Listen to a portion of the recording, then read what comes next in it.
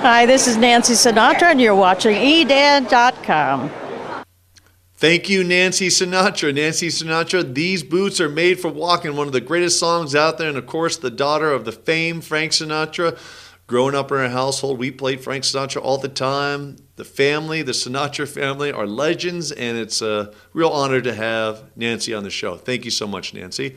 Welcome to show 139 for February 26, 2010. I'm Dan Doherty, the host of this fantastic daily show here at edan.com. I'm also the CEO and founder of TipTopWebsite.com, where you can create your own website online in 60 seconds. Use the promo code DAN, that's right, D-A-N, on any of our package, and I'll give you a free domain. Try it out today. I know you'll love it. Let's jump into the news here. I'm going to start out with some crazy news, and we're going to end up with some really fun news. It's all news, but this is some crazy news.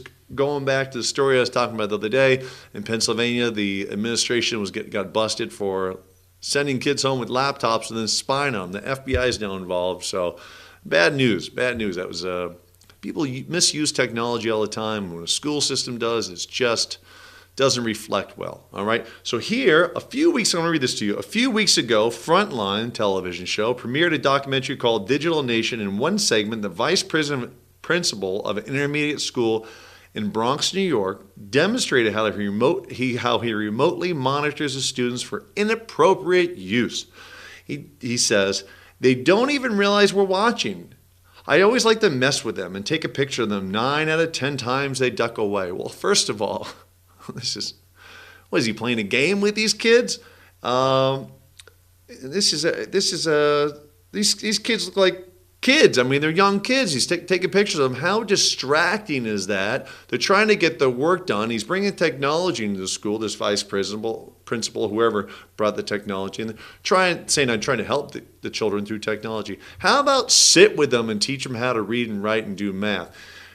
Sitting there taking pictures of them and playing like tag. It seems like they're playing tag. Oh, they know I'm taking pictures of them and clicking on them.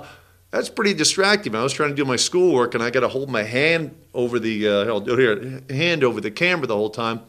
How could you concentrate, right? This is ridiculous. So Frontline did a documentary. No mention of the privacy issues whatsoever. Looks like the same software the Pennsylvania school used. So shame on these people. This is ridiculous. There's so many people out there that have no idea what to do with technology. They think just because they're in charge, they're in power, they're allowed to spy on people. Wrong, wrong, wrong. You're not. These people are going to get in trouble, and they should. So that's a crazy story. I had to do a follow-up on that. It's just more and more is coming out. Listen, if your kids are going to school and they use laptops in the classroom, tell them to bring a piece of tape and put it over the lens. And the teacher says no, or the administration says they can't. Let me tell you right now, I'd pull that kid out of school. That's just my opinion. I would do that with my kids. So, and then I would bring the ACLU in. This is ridiculous. It's just so angry to see. This is public schools. This is your public money going there. It's your tax money going to support this nonsense. So, all right. So I told you I have a fun story. MartinJetpack.com. Remember the jetpacks and the jetpack going back to the Bond movie? You hit the jetpack and he flew away, and you see him in all the old movies. Well, that was really, in the old Bond movie, that was really, truly a jetpack. It'd go for about 28 seconds.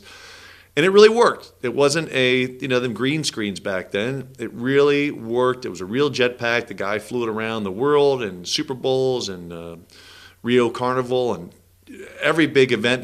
The guy made a living for years flying them around. So they've been trying to make one that people can buy for the consumer.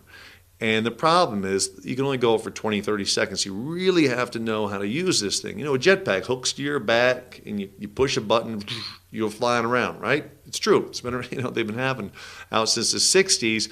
But to buy one commercially, you need to really know how to use this. You can't, hit the button, go up 200 feet, and then say, hey, look, I'm having so much fun. Then 25 seconds later, realize you got 3 seconds left before you run out of fuel. Boom, you're going to land on your head or really hurt yourself. So this guy, MartinJetpack.com, the guy that owns this website, the guy that founded this thing, his jetpacks, I'm going to put a video link in the show notes so you'll see. It's got 2 huge turbines in back, and the guy has been for 20-some years developing this in New Zealand. and has come out with something really cool. So you can actually go fly one right now if you want to jump over to New Zealand, the other side of the world.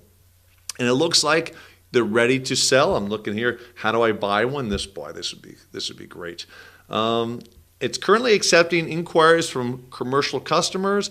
Please place your initial inquiry through the site, and we'll contact you directly. So they're trying to weed out, 10-year-old kids saying, I want a jetpack. This looks cool. It looks about 10 times bigger than the other ones, the old ones, and it's supposed to keep you up there 100 times longer. So is this the future, people flying around jetpacks?